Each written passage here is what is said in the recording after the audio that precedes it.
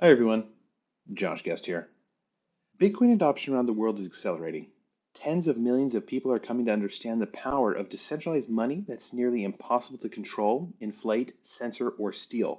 And billions more are going to learn that truth over the coming decades. But the road to hyper-Bitcoinization is anything but smooth. Uninformed critics are everywhere, and they're doing everything they can to sow fear and misunderstanding about the true role that Bitcoin was built to play in society and economies. Many of them will grasp onto any half truth or outright lie if they think it's going to scare people away from using Bitcoin.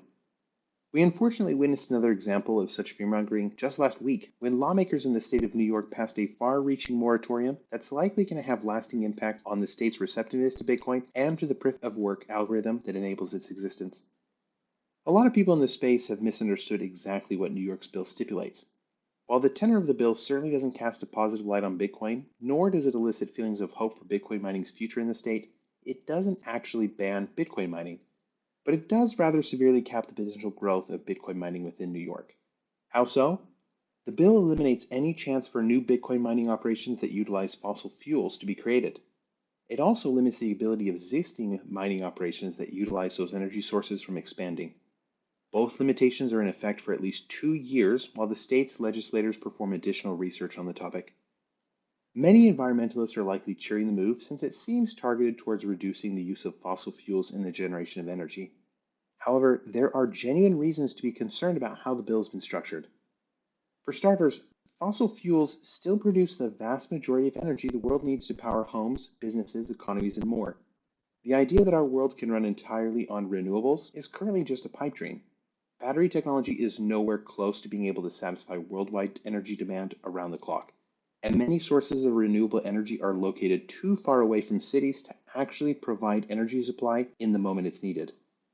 Renewable energy sources and related technologies are not able at all to power widespread energy consumption, no matter the use case.